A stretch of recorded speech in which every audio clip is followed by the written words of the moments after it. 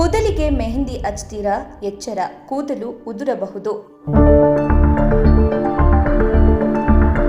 ಹೌದು, ಸಾಮಾನ್ಯವಾಗಿ ಹೆಣ್ಣು ಮಕ್ಕಳು ಬಿಳಿ ಕೂದಲನ್ನ ಮರೆಮಾಚಲು ಮಾರುಕಟ್ಟೆಯಲ್ಲಿ ಸಿಗುವ ನಾನಾ ರೀತಿಯ ಹೆನ್ನ ಅಥವಾ ಮೆಹಂದಿ ಹಚ್ತಾರೆ.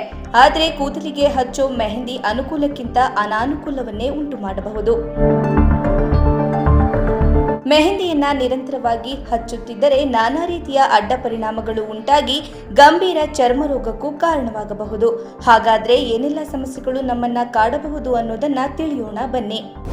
ಕೂದಲ ಸೌಂದರ್ಯಕ್ಕೆ ಕುತ್ತು. ಮೆಹಂದಿಯನ್ನ ಕೂದಲಿಗೆ ಹಚ್ಚೋದ್ರಿಂದ ಕೆಲವು ತಿಂಗಳವರೆಗೆ ಕೂದಲು ಕಪ್ಪಾಗಿರಬಹುದು. ಆದರೆ ದಿನ ಕಳೆದಂತೆ ಬಣ್ಣ ಮಾಸಿ ಕೂದಲು ಕಂದು ಬಣ್ಣಕ್ಕೆ ತಿರುಗುವ ಮೂಲಕ ಕೂದಲಿನ ಸೌಂದರ್ಯವೇ ಹಾಳಾಗುತ್ತದೆ. ಇನ್ನು ಅತಿಯಾಗಿ ಮೆಹಂದಿ ಬಳಸಿದ್ರೆ ಕೂದಲು ಡ್ರೈ ಆಗುತ್ತೆ. ಇದು ಕೂದಲಿನಲ್ಲಿರುವ ನೈಸರ್ಗಿಕ ಎಣ್ಣೆ ಅಂಶವನ್ನ ತೆಗೆದು ಹಾಕುತ್ತದೆ. ಹೀಗಾಗಿ ಡ್ರೈ ಕೂದಲು ಹೊಂದಿರುವ ಜನರು ತಲೆಗೆ ಮೆಹಂದಿ ಹಚ್ಚುವುದಕ್ಕೆ ಬ್ರೇಕ್ ಹಾಕಿದ್ರೆ ಉತ್ತಮ. ಕೂದಲ ಬೆಳವಣಿಗೆ ಮೇಲೆ ದುಷ್ಪರಿಣಾಮ.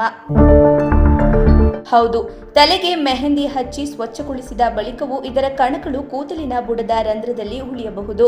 ಇದು ಕೂದಲಿನ ಬೇರುಗಳ ಮೇಲೆ ಪರಿಣಾಮ ಬೀರುತ್ತದೆ.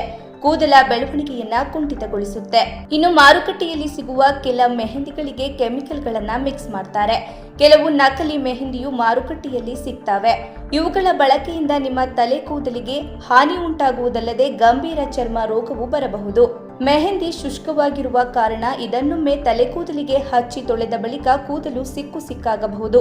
ಜೊತೆಗೆ ಪದೇ ಪದೇ ಮೆಹಂದಿಯನ್ನ ಹಚ್ತಾ ಇದ್ರೆ ತಲೆ ತುರಿಕೆ, ತಲೆ ಹೊಟ್ಟು, ಕೂದಲು ಉದುರುವ ಸಮಸ್ಯೆ ಸೇರಿದಂತೆ ನಾನಾ ಅಲರ್ಜಿ ಉಂಟಾಗಬಹುದು.